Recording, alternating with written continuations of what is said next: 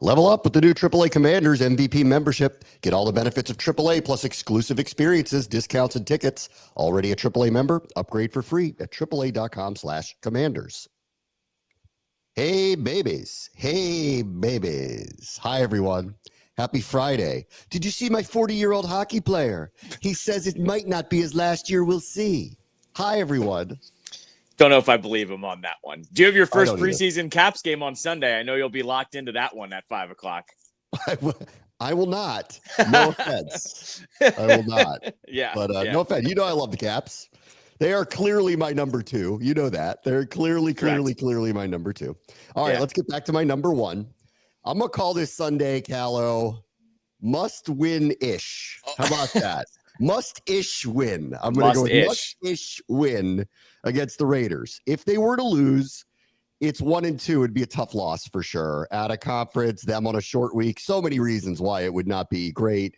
Feel bad. 2 in a row. Heading to potentially hot teams, Atlanta and the Chargers. That's potentially, go look at the schedule. Like the Chargers are playing the Broncos this weekend. That's going to be a tough one. But Atlanta's playing Carolina. If they were to win that game, they'd kind of be rip-roaring heading into the one against us. So hot teams road. So 1-2 isn't the end of the world, but 1-2 in this case with this week against this particular team, no offense, I don't think they're bad, is I kind of would go with must-ish win. Feels that way to me this weekend. No, it absolutely is a must-ish win because it's, if you look at the schedule, they are one of the few opponents that you think, okay, you should be able to beat them. You don't do anything chalk in the NFL. I understand that. Even look at last night, the Dolphins kept that thing close for a long time. But you look at the circumstances, it's a West Coast team flying into the East Coast. They played on Monday night. Geno Smith's not amazing. They're not clicking right now either. So you don't want to be the team that they start clicking against. Yeah. And what I flip that around to is what unit is really strong right now in Washington? You know, like that's where I'm worried here is I don't know what they're going to hang their hat on to take care of the Raiders. And that's what worries me. I'm with you though. Looking at the schedule, must-ish win is definitely the way to go about it. I would say right now, I'm very, very bullish about their run defense, Washington's. Like I think that is better.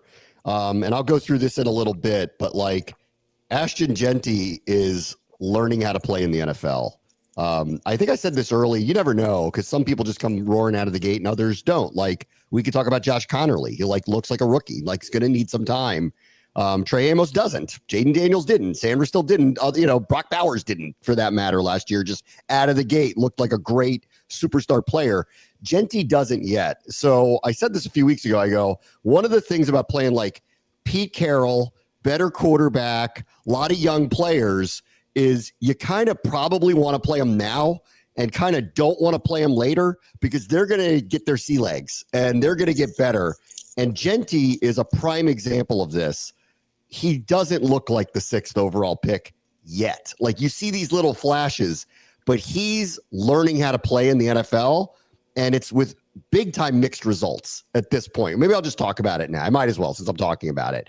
When I watch him, like when he gets that head of steam going forward, he plays with incredible leverage and can bounce off of people. So you see where he's going to be great and what he's going to be great at. At the same time, he's missing assignments pass pro. He's like running the wrong direction and blowing up plays. He tripped over his own guy. They have on numerous occasions given, I think I read this and I'm pretty sure it's true. They haven't given him back-to-back carries yet through 2 games. Okay, here's a primary running back who's going to get at some point 20 to 25 carries a game. They have not done that yet with him. And there were numerous times last week where it was noticeable he was pulled off the field, especially in like critical things like third downs, 2-minute drill stuff. They went with backups over him. So he's getting his feet wet. And that's the good news because I watch him and I go, he's going to be good. Like there's like no way around it that he's going to be good, but he's not good yet. And to your point, I hope he doesn't get good this weekend, but I think we're catching him looking like a rookie. So I think that's the good news here. Well, that is a good thing, especially with we saw how bad this run defense was last year. And I know they've been pretty good for the first 2 games. You still don't want to let yourself be the spark plug for him, so to speak here. And as I said, set of circumstances dictates that this is a tough week for them. How much practice did they get in on a short week? You know how this works. Like, you actually don't work your players that much on a week like this, where you only had 4 days in between where you got to travel again. So that's a good part of year too. It's not like he can, he has all this time to improve from Monday to now as well. And if they can keep him in check, I like their chances. I still lean towards its chances here. I don't have a lot of confidence just in terms of dominating them in this game. The units are all kind of beat up. So their offensive line was a little beat up last week and got overwhelmed by the Chargers. Their right guard, who's a converted center, who might be their second best, if not their best offensive lineman, didn't play because of a concussion. The backup got beat pretty bad.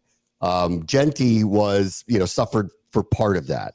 The other thing that's going on with them is Brock Bowers looked like Brock Bowers in week 1, then suffered a knee injury at the end of it and was iffy to play the whole week last week, and then was last second deemed eligible to go. Like, they didn't make him inactive, but he looked different. And yesterday I talked to Jason Horowitz, who's the voice of the Raiders, and he admitted that. He was like, he's hurt. Like, I don't know how hurt. He's playing hurt, but he's hurt. And if he can't get down the field, because they will line him up wide, like not only just on the, like, he's not a traditional tight end. He is the best, most dangerous receiving tight end right now going, when healthy, in the NFL, period. There are a number of really good ones that just came into the league. Like the Colts guy looks like he's going to be great. And there's a number of really good ones, but he's the best and most dangerous. So Jeanty's getting his feet wet. Bowers isn't playing at his 100% or close to it level. Can they expect him to get down the field very much? They're marginalized, because these are the two guys that are going to be the difference makers for them throughout the season. And if they're not going to be 100%, or they're not up to speed, or in the case of like Jeanty, this is why their offense makes a lot of mistakes. So I think we're hopefully, I don't like to root for injuries at all, but I'm hoping we don't get the best of Brock Bowers either. This is a week later, but again, just a few days later from when they played, and he was barely off the inactive list on Monday night. So I think this is another one where must-ish win. Their best players don't look like their best right now. It's also a break for the Commanders in that they gave up, 124 yards to Tucker Kraft last week too, where I bet you Bowers would have been a bigger part of the game plan, seeing as what happened to them last week against a tight end that is good, but hadn't had a breakout game yet. You let him have a breakout game. They were probably salivating over that, and I'm with you. Bowers is not moving the same, what we expect him to move. This is catching a break here because like Tucker Kraft had a good game, not trying to take away from him. He's not Brock Bowers. So I'm, optimistic here that they'll actually stop him because of the way that he's marginalized here. I'm with you. He is the best tight end in the league when he's healthy, and he's not right now. So yesterday, did you see Joe Whitt's press conference, by the way? I did. Yep, okay. I did. Did you feel like, because I felt like this was the first time that there were a couple knives out that I felt like now, and like I've said this a lot, last year was so crazy great, and there were so few moments to really ask a lot of really tough questions. It was all lollipops and sunshine. And this year, this last game was, I'd say, the most dominated they'd been, both sides of the ball, in anything maybe other than the Baltimore game a year ago. But the Baltimore game, they were still like 4-2 at that point. And everyone is like, well, Baltimore's really great. And this was their first quote unquote big game testing like that record. And while the whole thing was lopsided, I don't think people were like, oh, we're off of them. It was like, okay, they lost. Off of the expectations and the way that it looked. And to your point, they messed up on defense a couple of days. He openly admitted that. Yep. He called this eye discipline. He said we had bad eye discipline.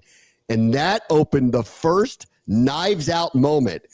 He was asked 5 times to explain what eye discipline means, which is we're looking at you sideways a little bit. Like, this was the first time that I've seen the media kind of en masse ask some very pointed questions or use words against the coaching staff a little. It was the first time I saw it. So they also must-ish win. they got to get everybody off their back. And I thought this might happen if they started slow, because the expectations are so high that if you don't meet them, people start asking a lot of questions. Per usual, with most coaches in the NFL, but especially here, if you say something that's worth following up on, the media here is going to follow up on it. Yes. And the second he said, "I discipline," I went, "Uh-oh." Like, that opens yourself up to being asked about what that is.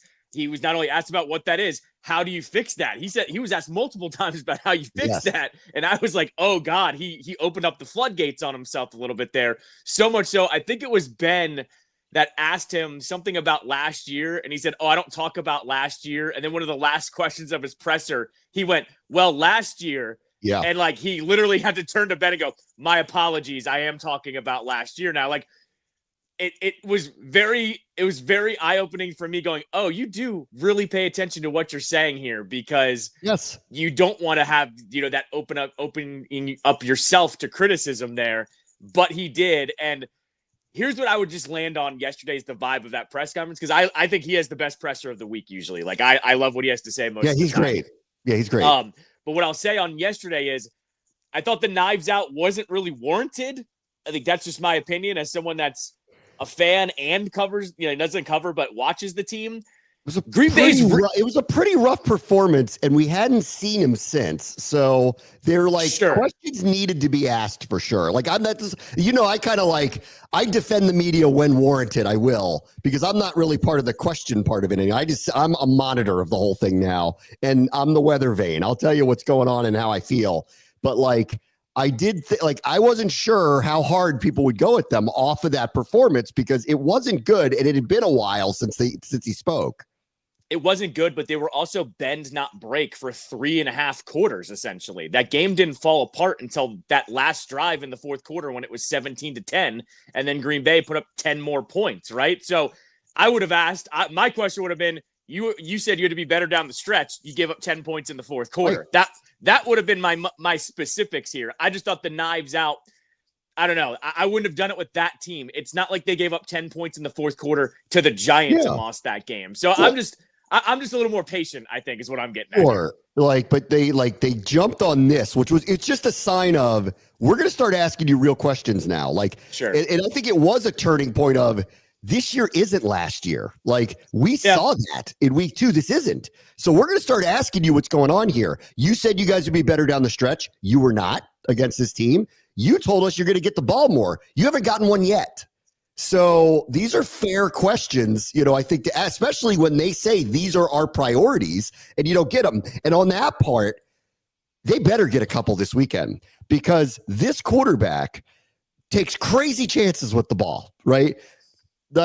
In fairness to them on the takeaway stuff, and I knew this going in with Russ, what he won't do is put the ball in harm's way. Now, I liked our matchup with him because he also is adverse to throwing the ball down the field a lot, until last week when I think the pressure ramped up on them. Like, are you going to throw the ball downfield? And he said, all right, screw it. I'll just throw it downfield to Robinson and Neighbors and see what happens. And it worked out for them. That's not actually what he does. He's very careful with the ball. So I didn't expect, unless we got fumbles, to get a bunch of takeaways against them, because he doesn't play that way. Love, he hadn't thrown an interception in 9 games. So he's also pretty careful with the ball. Jacobs is not known to fumble. Like, again, it was going to take a couple of unusual circumstances or deflected pass or something to get turnovers. They didn't happen. Now, the Commanders didn't force any of this, but the quarterbacks that they played and the teams that they played, you can't expect a lot of turnovers from those teams. Not this week. Not this week. This player has 4 interceptions already. He could have had 6 against the Chargers. His first pass was in traffic and got intercepted.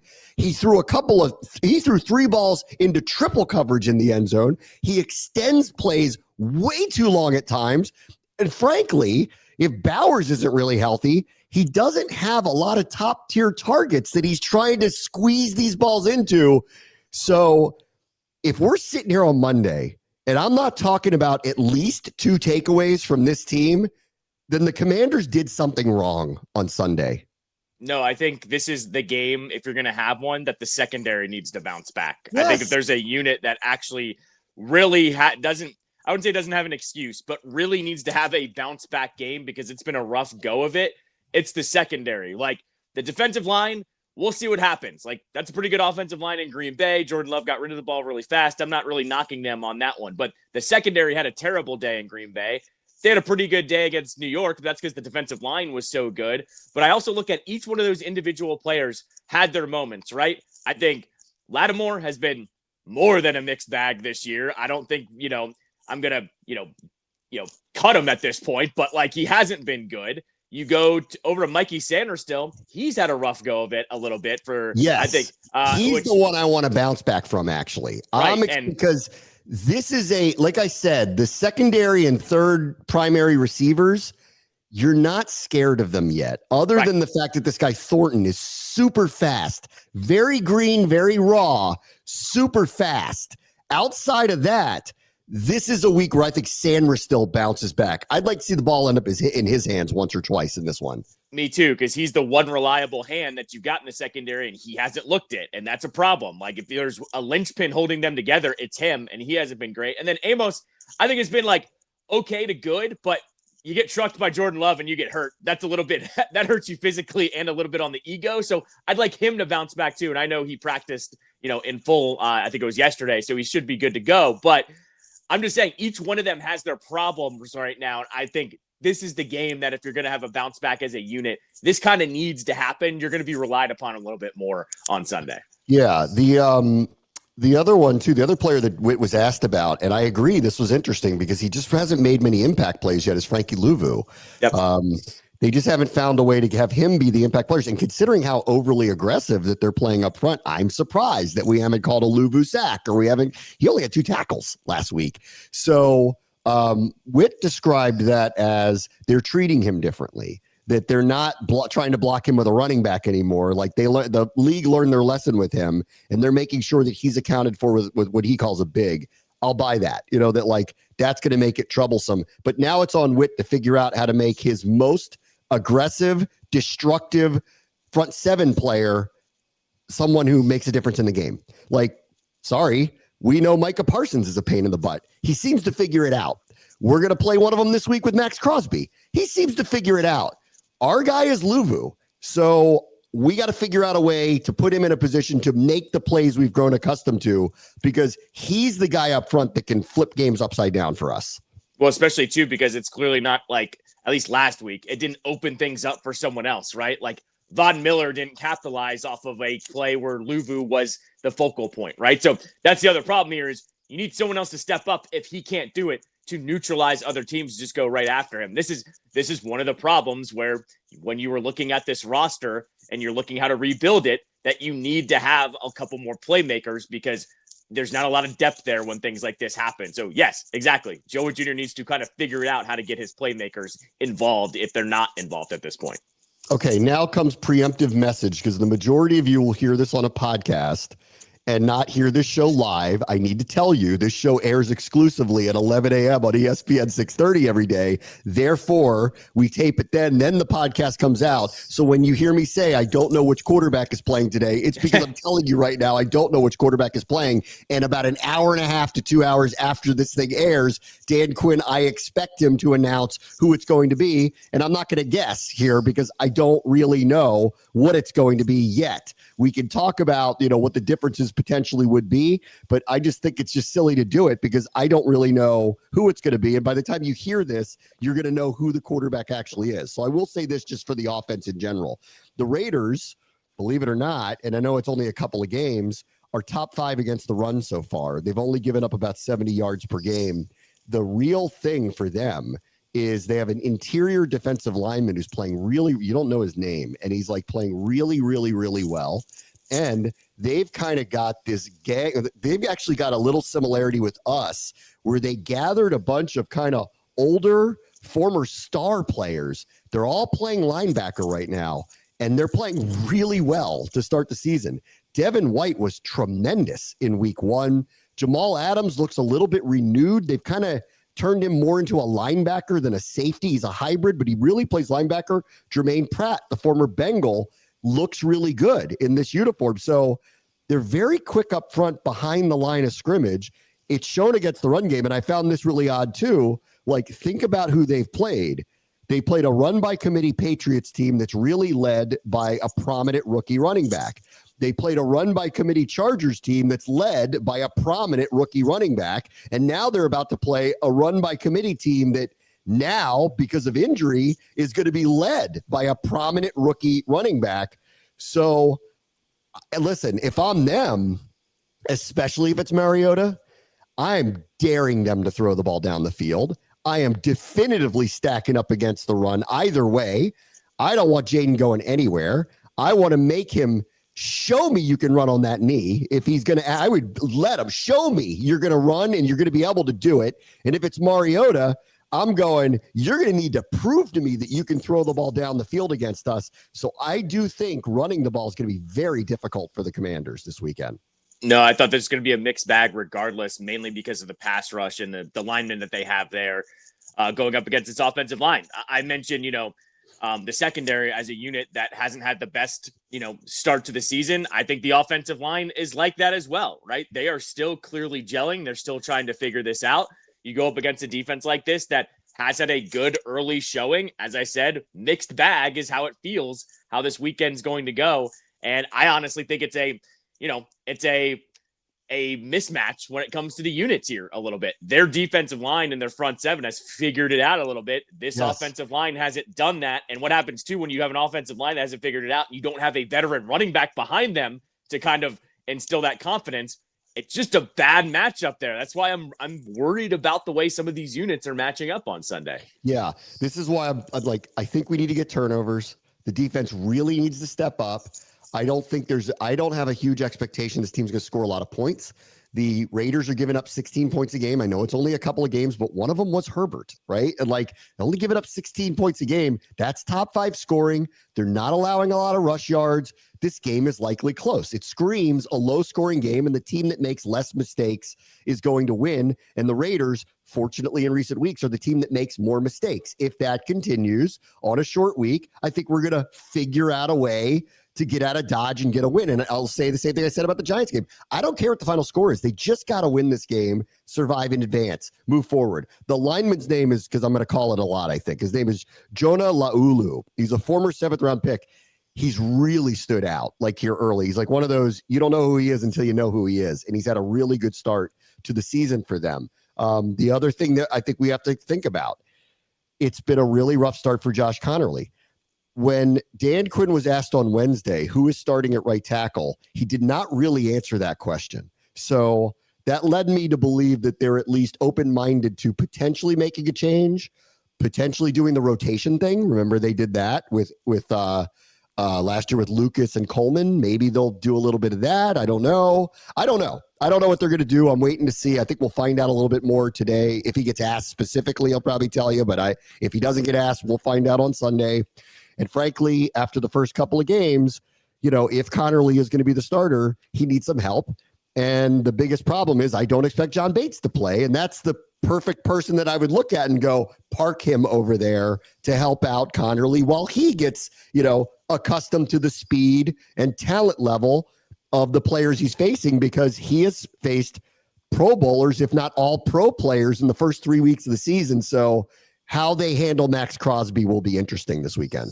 There's also another wrinkle there, too. After Dan Quinn said on Monday that he was confident in Bill and, being back there and about pass pro, Cliff Kingsbury was not as confident with him yesterday, too. If you saw Cliff's presser, Cliff basically said, we need him to do things when he doesn't have the ball in his hand, basically alluding to, I don't think we're comfortable with him back there in pass pro. And he had mentioned running his routes too, which I thought was interesting. That's why you and me said Austin Eckler was the starter, because Austin Eckler is the better receiving running back. Yes. They obviously can't do that right now, but I thought it was interesting. You had Quinn kind of try to instill the confidence early in the week, and Kingsbury kind of going, maybe not so fast with some of the stuff that's going on here. And granted, Cliff also said he's got a hell of a work ethic. He's a really good kid. He said all the right things about him. But that's another part here that I'm worried about, is you don't have a veteran running back there that's as good as Eckler to kind of help clean that up as well and help out if they need to with Crosby. I know they like, McNichols and C-Rod, but I think what they're getting at here is they need some protection for them, and it's not going to come from Bill is what's happening here as well, because Bates is out too. Listen, like it is in these moments that you really, you get to see the personalities of the people more. And again, last year went so incredibly well, week after week after week. This wasn't tested the way it's being tested right now.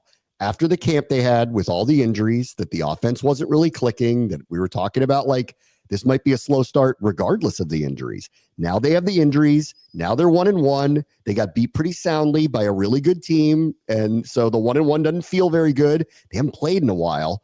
Look, Quinn is an optimist. Like, he's going to always be like, we're going to do this, like he'll pump everybody up. I'm a team guy. I'm not going to, like he's just that kind of personality. Cliff has a tinge of the realism in him, where if you just listen, you'll hear it. And like he said, he was the one in the middle of camp who said, I need these guys on the field now. He was the one that said that. Everyone else was going, oh, we'll be fine. We'll be fine. And I'm going, I don't know. Cliff was the one. And I went, okay, he's being the realist here. And I appreciate it, because someone has to be, and it's okay to be performative and say, we're going to be good. And I do believe they're going to be good. I think this got stunted by all of these injuries that happened at the same time that might slow what I thought was a timeline of it'll come together. It might be a little slower. That's why they just need to figure this thing out. But he's been a realist here. And the other last thing I'll just say about it is, can they unlock McLaurin regardless of who the quarterback is? 3 catches, 35 yards a game.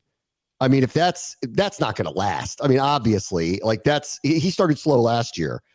But right now, if this is what it's going to be, they're really going to have a hard time moving the ball down the field, especially because I don't think Noah Brown is playing and they don't have a lot of answers behind him. They can't just rely on Debo and Ertz. Like that's just not going to be it. So can they scheme something up, no matter who the quarterback is, to get McLaurin going? And also, I just think this is important, especially on the home crowd. Everyone goes crazy when he gets involved early. He's kind of like a heartbeat for the team. Can we get him going early, get him engaged, get him kind of pumping the crowd up, and maybe unlock some of the emotion that Quinn likes to feed off of?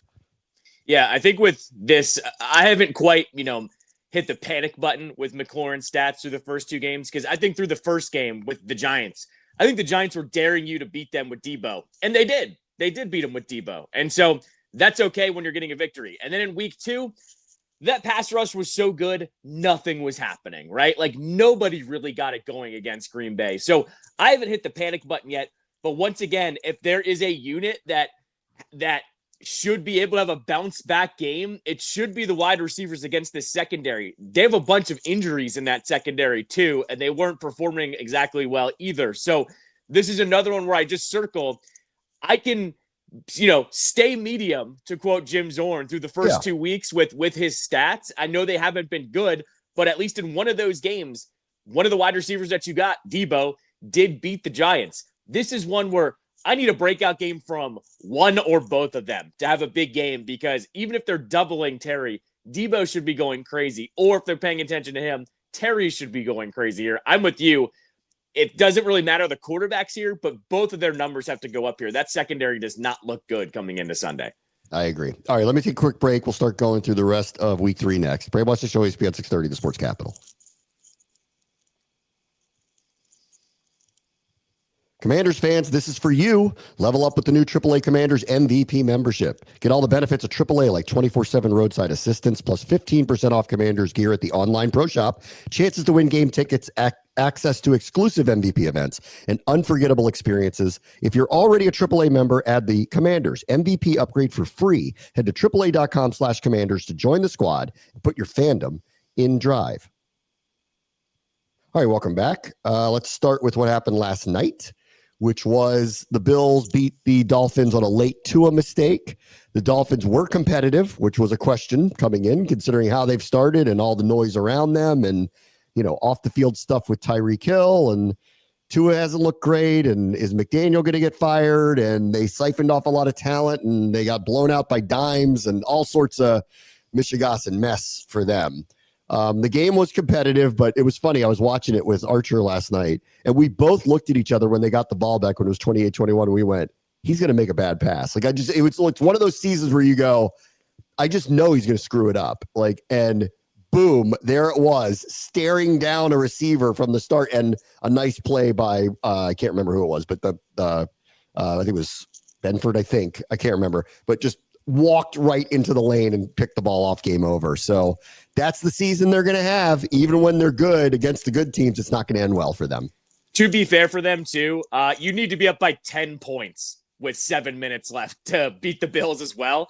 That's true. I'm with you. Like, they were down, but I'm going, there's still way too much time. Buffalo's going to come back here regardless. Like, they lost at Buffalo on a short week too. Like, I don't think anybody should really, yeah. I was kind of saying it yesterday. If they came out and they got blown out 35-7, then we'd have some questions today. The fact that it was competitive, I'm not Mr. Moral Victory over here, but for that team, take it. And also, you kind of credit the Bills more than you criticize yourself on a game like that last night. This one is a classic screams trap game, but I don't think it will be. Cleveland obviously has to win because they're 0-2. They're at home. The Packers, like us, have the extra time off because they played on Thursday, so they get longer rest, and their defense is playing about as good as anybody in the NFL right now. And they're saying that Micah Parsons was held back in the first couple of games because he had just been traded, hadn't practiced very much. It was just kind of getting incorporated into this, which should scare the rest of the NFL and certainly the NFC North. Cleveland has to win. Packers are rolling. It screams 30-8, but I have a feeling it won't be. But I don't think the Packers lose here. I think they're just a little too good. They've had a little too much time. And while this screams all-time trap, watch out, I think Green Bay wins. Green Bay wins this, and it's going to be, like, comically bad. We're going to get our first – yeah, I think it's going to be, like, we're going to get some, like, Will Levis-type highlights out of Flacco. I think that pass rush is just going to tear him apart. And when that happens, mistakes happen. So I think it's going to be a blowout. Packers win this, I don't know. We'll call it 27-8. They score late, Cleveland does, or something like that. For the conspiratorial camp that thinks Cleveland drafted Shador to screw up his career, if you wanted to do that, this would be the week to actually do that. True. To just put him in and then put minimum protection in there and just see what happens. If you're of that camp that you think Cleveland conspired with the NFL to pick Shador in the 5th round to screw up his career, which makes you crazy. But if you are in that camp, this is the week that you could prove it, Browns. You could prove it. Yeah, we didn't even get into it. The report coming out that it was not only the Ravens that wanted to draft him, it was the Eagles that wanted to draft him too. And now it's just looking like, dude, what are you doing with your career? Like, I know you wanted a chance to start, but you had two organizations. Yeah, you had two organizations that maybe you were going to sit, but they're two of the best organizations in all of the NFL. Asking questions over here is all I'm doing. Hot take, people. You don't know what you don't know. 1, he was never a first-round pick, okay? If he was that good, they would have put up with anything, okay? Right. So he wasn't. 2, he was telling teams not to draft him. Yep. When you do that, you limit the... I bet you there was an argument in the room after they took Dylan Gabriel whether they should even do it. Right. I bet there was. Probably. Yeah. Let's see. I would call this a must-win for the Titans because the Colts have started off really hot. They are 2-0. They go there. The Titans are 0-2. They've been very competitive. Titans are the home team. The Colts are kind of red hot, so it's hard to pick against them. But I don't know. I'm just going with this is the NFL. Give me Tennessee at home to figure out a way to actually win and get their first win. Come on, man. You're not on the Indiana Jones bandwagon over here? Indiana Jones and the Temple of Dimes. That's pretty good. Dimes plus 10,000 to win MVP before the season started. That's gone down. So I'm just saying, Indy rolls hot here. I haven't seen enough from the Titans that I think they're going to beat the Colts. So give me the Colts 3-0 and Indiana Jones gets it done. Indiana Jones and the Temple of Dimes. I'm getting Tennessee because I've been around the NFL too long, and it's a division game, and they're at home, and they got to win. And they've been not like Miami, where this team's actually been competitive. They've just lost. So I think they're going to. I don't know what it is. I just think they're going to figure out a way.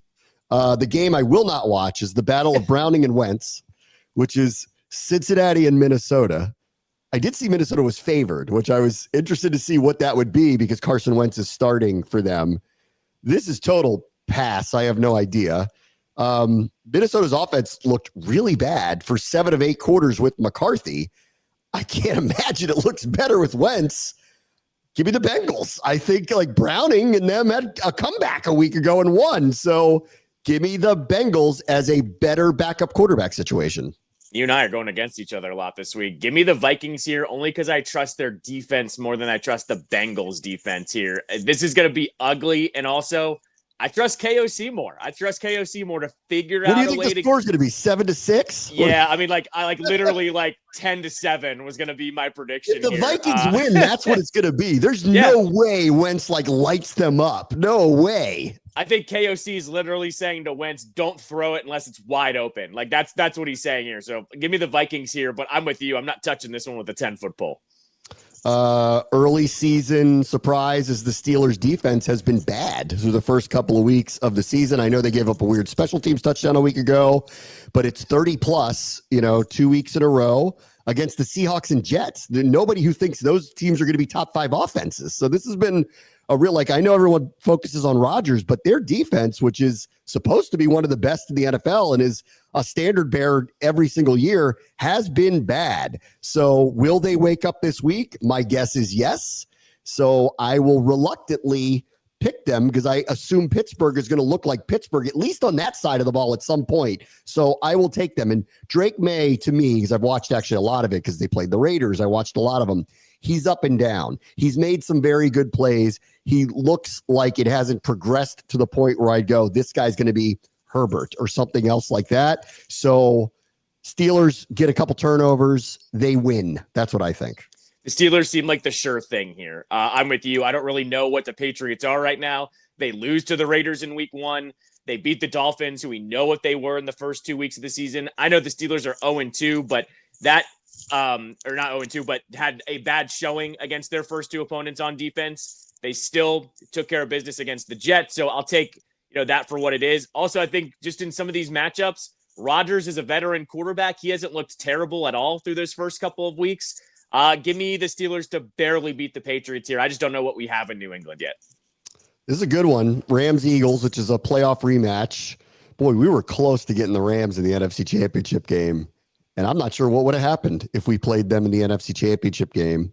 The Eagles have won 2 very close games against a competitive Cowboys team where I didn't think they played particularly well. And then they beat the Chiefs on the road. Say what you want about the Chiefs here early. They did. And don't give me this, they won because of one play. That's not true at all. So they're the off the Super Bowl team. I would describe what they have as somewhat of a hangover because they don't look the same, but they're winning anyway, which tells you about what they are. The Rams have had 2 very good wins here to start of the road. One was on the road against Tennessee. I know it's not like huge thing. And I know Houston's 0-2 too, but that was a low scoring game that they had to win. This is a early front runner status, game. I would at this point, I don't really actually trust the Eagles defense that much. I think Stafford has a good game. I'm going to pick the Eagles to win, but reluctant. I think it's close. And I actually wouldn't be surprised if Puka and Adams have actually big numbers because the Eagles defense has not looked anywhere near as formidable up front or on the back end yet. And I'm not sure that they will be because of all the people they lost. So give me it's close game, high-ish scoring game. And the Rams receivers have big numbers this week, but I'll pick the Eagles to win because they're at home. As you know, the Eagles, and we've discussed them for 3 or 4 years now with Sirianni, they have to have an implosion every single year for them, just to get through the season. I think it starts this week. If you saw the report yesterday, Schefter had to come out and say the referees are going to tightly officiate the tush push starting this Sunday.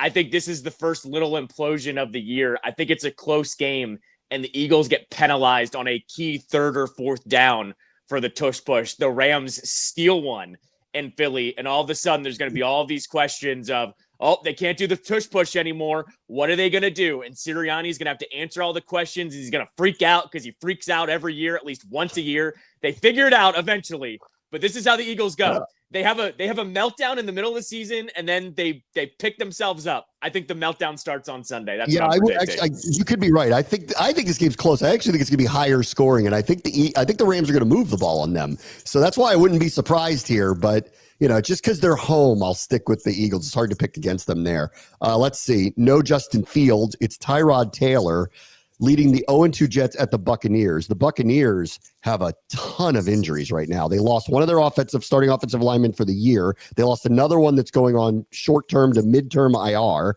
They have another, they're missing two of their top four receivers. They lost Kalijah Cansey. Like, they're getting beat up. You know how bullish I am on them this year, especially because they're in the division where the schedule isn't as hard as ours or the NFC North. But the injuries will pile up, and if it piles up too much, they're going to be in trouble.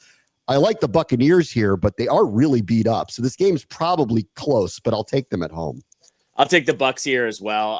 As I always go early on in the season, you got to trust something. By the way, you know how I love to do comparison stats?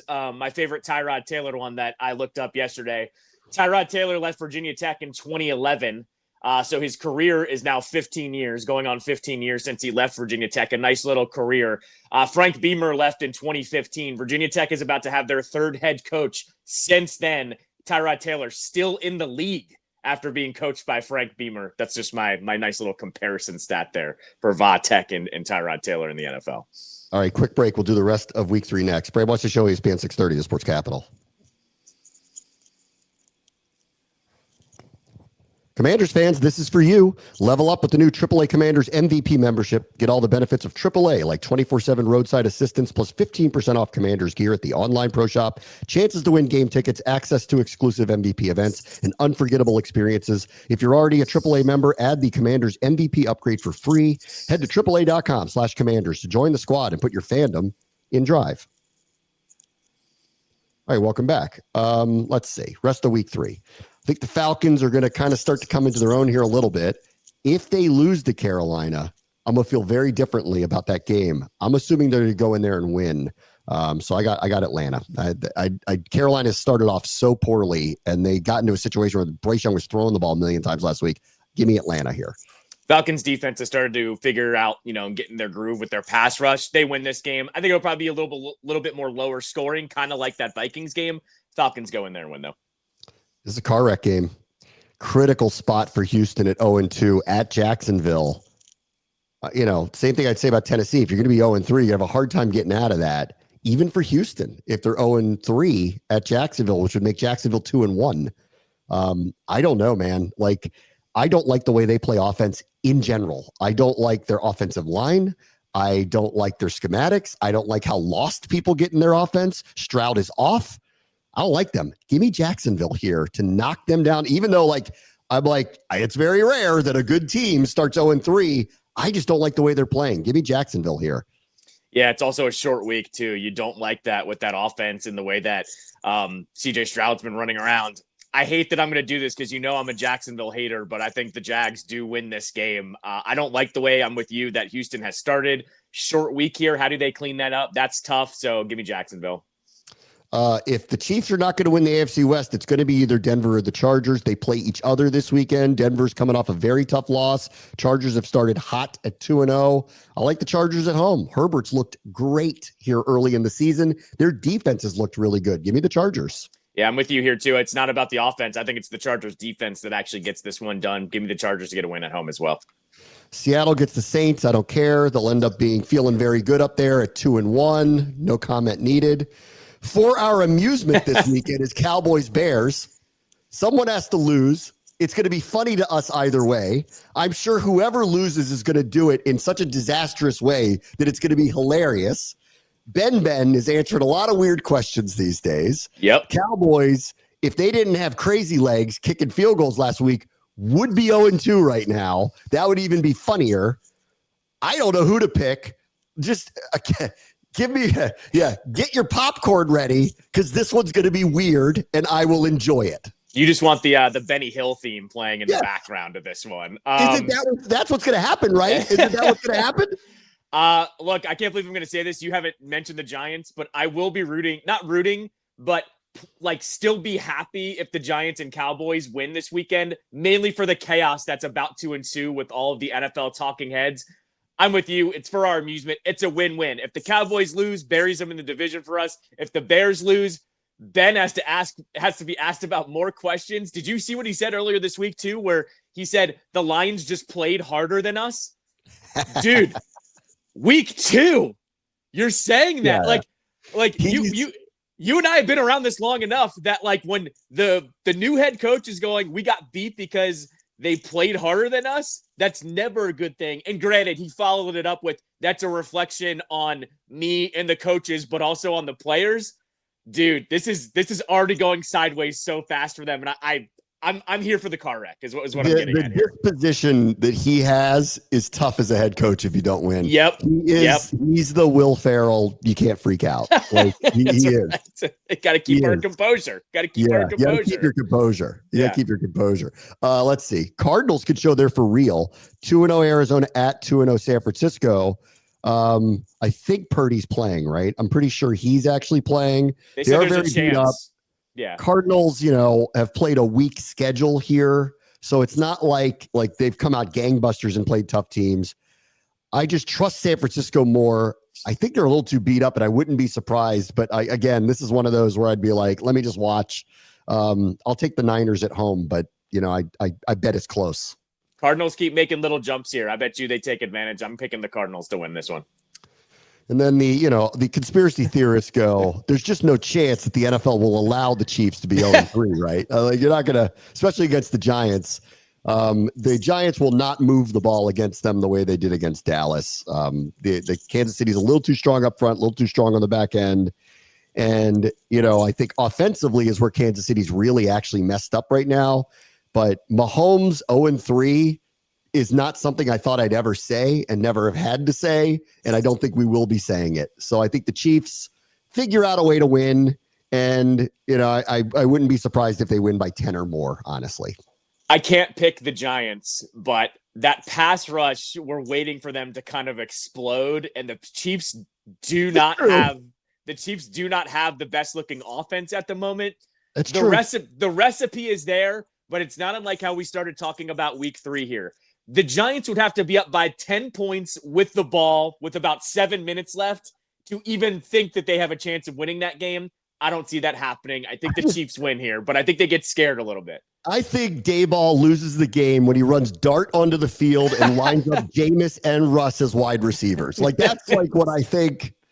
Like, yeah, they're going to do something nuts, in the middle of the game to try to mix it up, and last week they did it against the Cowboys, and I was watching this. They had like 40 points, and I'm like, why are you running the backup quarterback in? Your offense is just fine right now. Like, what are you doing? So I bet he does something crazy again. And I trust Kansas City, obviously. I mean, I don't trust the Giants. I trust Kansas City. It's becoming apparent Dayball gets out-coached here and there. And last week was one of those, instances that happened too. They gave up all this underneath crap to the Cowboys, and the Cowboys are going, thank you. We have a guy that kicks 60-yarders regularly. Right.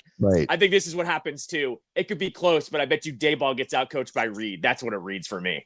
And the last thing I would just leave you with, my final thought of the day, which is I will steal a line from the iconic ex-Raiders owner for us.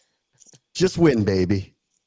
Just win, baby. I don't really care what the score is. We are not at optimal speed right now, from just the execution to all of the injuries. So I don't care what the score is. Just win this weekend. 100% agree. You got to just grind this one out. I think it's a low scoring one, but I think they do get it done in the end. All right. Talk to you on Monday. Brave Watch the Show, ESPN 630, the Sports Capital.